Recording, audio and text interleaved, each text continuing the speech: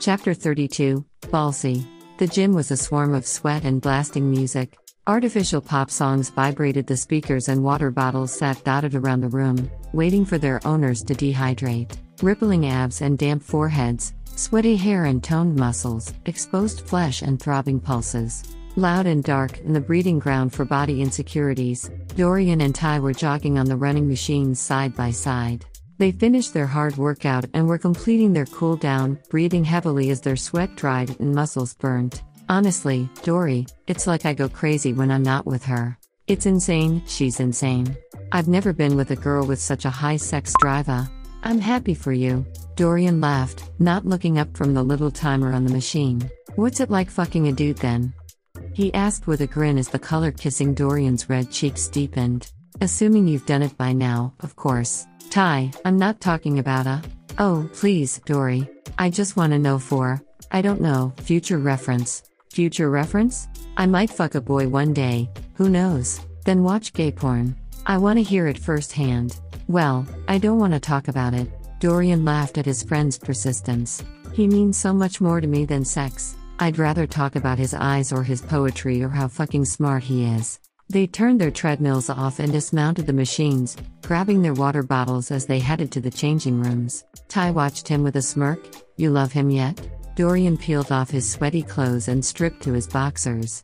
Yes. He answered sincerely. Are you ever gonna tell people? Ty pressed curiously. It was something Dorian had thought about both too much and not enough. He wanted to be able to love his boyfriend without fear of committing social suicide, but he wasn't sure that was an option. If there was a way he could proclaim his love openly without fear of judgment, he would do it in a heartbeat. He wasn't ashamed of his life choices and he definitely wasn't ashamed of Corey. If anything, he wanted to parade him around like a trophy. That's how utterly smitten he was. It wasn't as though anyone would judge him, not really. Perhaps there were still a few traditional conservatives lurking on the school premises, but the majority of the student body wouldn't bat an eyelid. When Micah and Bo made their relationship public, people were curious but not cruel. They were confused, but once the initial shock had worn off, they didn't care. There was a lesbian couple on the hockey team and not a single person said a thing. A transgender girl ran the politics club, and the teachers seemed to be the only ones that made her life harder than it needed to be. Hilford may be run down and broken, but the heart was still throbbing and it beat for every kid who didn't quite fit in. The school was on its last legs, the laptops hadn't worked in years, the PE equipment was broken beyond repair and the teachers were running on a barely sufficient salary and a restricted sleep schedule.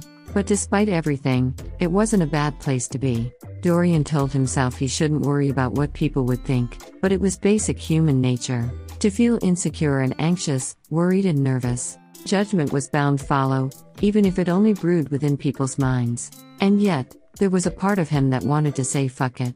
Corey was his and he didn't care who knew it. He liked boys and he liked girls. He was bisexual, and nothing was ever going to change that. It was about time he started accepting himself, and giving other people the chance to accept him too. Because how could they embrace his sexuality if he didn't even tell them? I don't know. Dorian finally replied to Ty's question. I'll speak to Corey. If he wants to come out, then we will. Ty rose his brows in surprise. That's ballsy, man. I respect that. You don't think I should do it? Dorian asked anxiously, already beginning to regret his decision. Ty laughed. Chapter 33, Happiness. The pain pulsating beneath Corey's fresh bruises tried to yank him from his slumber. His tossed and turned and clung onto the warm body that was sharing the bed. Eventually the discomfort grew so unbearable that he jolted awake. Dorian glanced down at him with a gentle expression. Hey, he whispered. Corey groaned, squeezing his eyes shut as he nuzzled back into the pillow. I'm sorry. He murmured almost indistinguishably. Everything came flooding back to him and a crushing wave of self-loathing threatened his sanity. Dorian ran his fingers over Corey's clothed shoulder blades, rubbing his back soothingly. What happened? His voice was soft but firm. He wanted to comfort him but at the same time, he was desperate for facts. He'd been laying awake for 2 hours, just cuddling his boyfriend and waiting for him to wake up. He'd been left alone with his thoughts, conjuring all sorts of theories and ideas about what Corey had been through. I don't want to talk about it. Corey peeked up from where the sheets were pulled up over his face. I'm sorry, Corey, but I really don't care. Dorian tried to be understanding, but his voice was shaking with anger. Every time he looked at that bruise, he got more and more frustrated. Tell me what happened. Corey winced at his harsh tone, shifting into an upright position. Dorian twisted around until they were sitting cross-legged, face to face. There was no avoiding his expectant glare. Dorian, you don't need to worry. I'm okay, and it won't happen again. Fucking hell, Corey, you can't just tell me not to worry and that's that. I'm going to worry, whether you like it or not.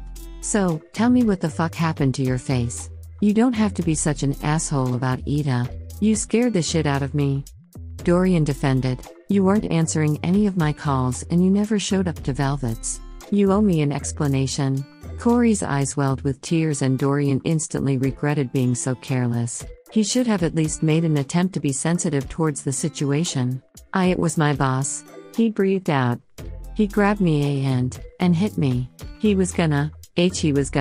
He broke into sobs and sprung forward into Dorian's arms, squeezing him as tight as he possibly could, desperate for that momentary feeling of security. Dorian's eyes widened as he held the shaking boy close to his heart, stroking his hair soothingly. He wanted to clench his fists and hit something.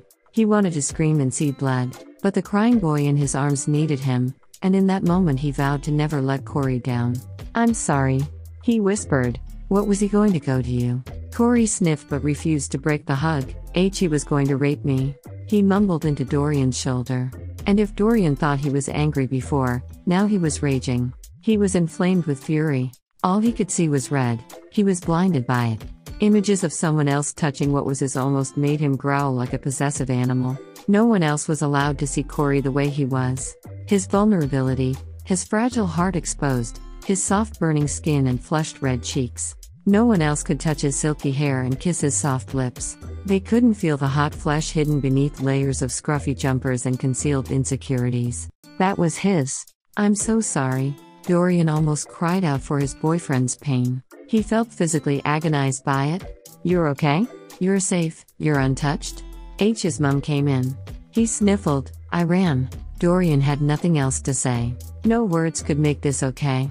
Nothing he did would succeed in cheering him up, and Dorian wasn't even sure if that was what Corey needed right now. Maybe he needed to cry and be hugged and loved and told how much he means to the world. He needed to hurt and he needed the pain, because telling Corey that everything will be okay would be lying to him. There was no use pushing his feelings aside because Corey didn't need to get over it, he needed to get through it. They weren't sore. Chapter 34, Attention Seekers. The bus hit a speed bump which rattled the entire vehicle, sending a wave of vibrations through the moldy seats. As he glanced into his cracked phone screen, examining his appearance, he sighed dishearteningly.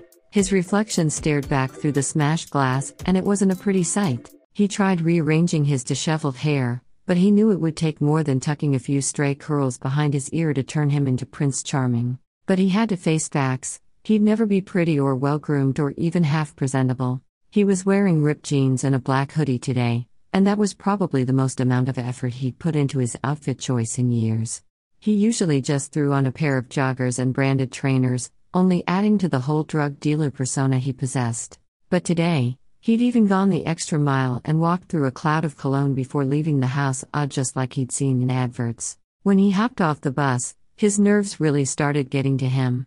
Don't be stupid, he told himself. He shouldn't be this terrified to confront his own feelings, but it was almost impossible not to be. His entire life he'd been told to man up and boys don't cry. He'd learned to suppress his emotions until they came bubbling up to the surface. They'd finally caught up with him and invaded his entire existence with an explosion of love and lust and longing and undeniable affection. He'd never felt this way before. Sure, he'd had girlfriends and flings and bouts of attraction, but nothing quite this intense. He usually dated people so he wouldn't have to feel so alone. He'd always have someone to text if he was bored and fuck if he was horny. Because that's essentially what relationships were, two people using each other until they got bored and decide to find other victims to exploit. But not this time. They'd met at the pub he worked at, exchanging drinks and tips and free cocktails. They had sex and left their numbers on each other's phone. He couldn't even remember who called who first, but eventually, they began meeting up regularly. They never shared more than a shag followed by a post-sex cigarette.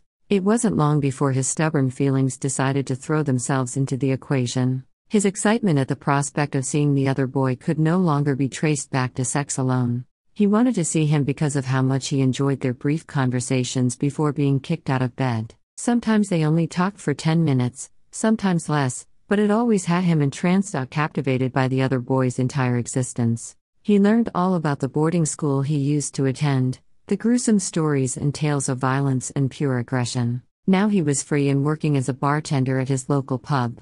But the dull glint of insanity that twinkled in his silver eyes reflected a past that could never be forgotten, no matter how much effort he put into moving on. When he reached the house, he knocked with a shaking fist, absent-mindedly scratching at his pocket where a cigarette packet was concealed. The boy's mother answered, the cool one. She was wearing black from head to toe and dark lipstick like she wore every time he went round.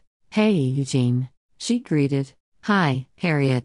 He tried to sound as polite as possible, but it was a struggle. Is he home, Faye?